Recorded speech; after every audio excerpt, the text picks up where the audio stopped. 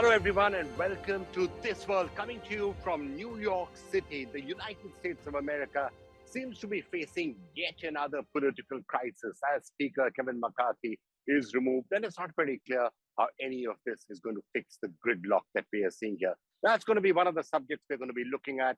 We're also going to turn our attention to renewed questions here about the assassination of John F. Kennedy, with somebody who was a few meters away from John F. Kennedy now coming out with a different sort of a statement. What implication does that have?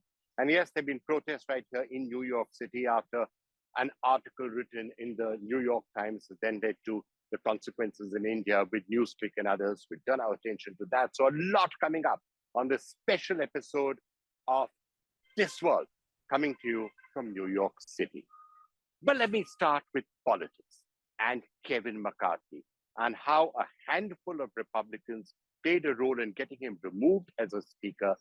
But now the big question that everyone here in the United States is asking, is this going to lead to further gridlock, to a further collapse of a political system that already seems to be so tied up in knots by so many political compulsions? So let's begin by diving into the political gridlock that seems to be taking place here in the United States. And frankly, there are Republicans, there are Democrats, and then there are extremists within the Republicans and to some extent within the Democrats. And all of this is leading to such a mess. It is leading to political positions that are becoming very difficult to transcend. It is becoming very difficult to get anything actually done out here because of those rigid political positions. And nothing underlined that more than the removal of Kevin McCarthy a little earlier this week. And then the question of how is this going to translate into political progress in the United States going forward from here? The office of Speaker of the House of the United States House of Representatives is hereby declared vacant. A hunt is on in America. It's the hunt for the country's next speaker. Until the 3rd of October, Kevin McCarthy used to hold that seat. And then he didn't. The House of Representatives ousted him. Of its 435 members, 216 voted to remove the speaker. Never in the history of America has a speaker been voted out. Don't forget, the American speaker is not only in charge of the chamber, but also is the second in line to presidency. That's how prestigious the office is. Quick question. Kevin McCarthy is a Republican. So how did McCarthy manage to get voted out of a Republican-dominated House? A member of his own party rebelled against him. His name? Matt Gaetz. Gaetz has accused McCarthy of striking a secret side deal with Biden. Gaetz claims this deal was struck before the House passed a short-term spending bill to avoid a government shutdown. He got 8 rebel Republicans to join the Democrats into ousting McCarthy. If the Republicans voted out McCarthy because they felt betrayed, why did the Democrats join the rebel Republicans? Turns out they too felt betrayed by McCarthy, especially when the speaker did a U-turn. McCarthy first condemned Donald Trump for the storming of the Capitol and then backed him. The displeasure with McCarthy has been ongoing for a while, and now we know how the saga ends, at least for now. Time for the big questions. What did McCarthy's removal mean for the United States? 1. The US needs to find a speaker as soon as possible. 2. Until a speaker is sworn in, important issues will remain unaddressed in the House. This includes the issue of wartime aid to Ukraine. 3. A historical removal of the House Speaker also brings with it unprecedented embarrassment to the United States. 4. It is all the more embarrassing for the Republicans with its members breaking party ranks and slaughtering each other in public. Do voters need this kind of chaos in the run-up to the presidential elections? For now, Democrats can be heard having the last laugh, except, of course, Nancy Pelosi. She has been evicted from office space, one that is traditionally reserved for the former speaker. It's a position Kevin McCarthy now not so proudly holds.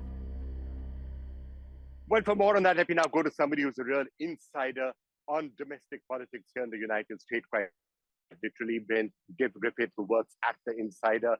Brent, I'm glad the strike there at The Insider is now over. But Talk to us a little bit about what's happening with Kevin McCarthy, because for any observer from the outside, it's starting to look as if the democratic system here in the United States and the gridlock between the political parties, it's all not seeming very functional right now.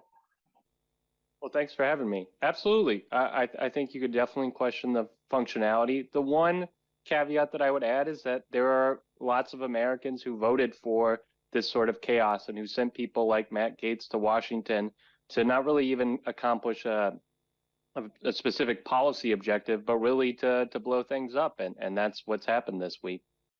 So if you look at the latest crisis, it appears that there were, what, 8 Republicans, all of them who seem to be linked in some way or the other to something called the Freedom Caucus.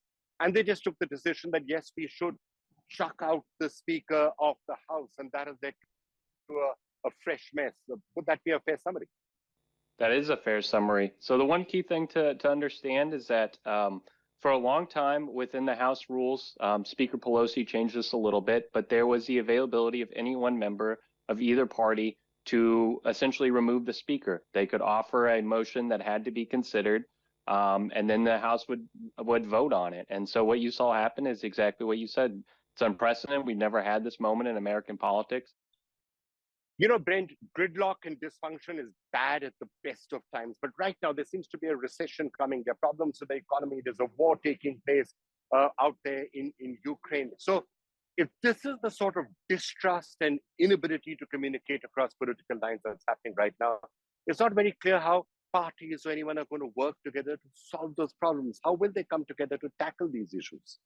When House Republicans took control narrowly last November, I think the expectation was that a lot of the things you had seen come out of Washington, be it on infrastructure, be it on climate change, that those were going to really stop, and that it was going to become basically the block and tackling of government, which is just the real things you have to do to, so keep the lights on. And so the most important thing right now is that in a little over 40 days, the federal government will run out of money again. And like you said, they have to agree, both parties, both the Democratic-led Senate and the White House, as well as House Republicans, on how to move forward with that. Otherwise, the troops might not be paid, national parks might not be open. There's a lot of potential bad things that can happen as a result of the shutdown.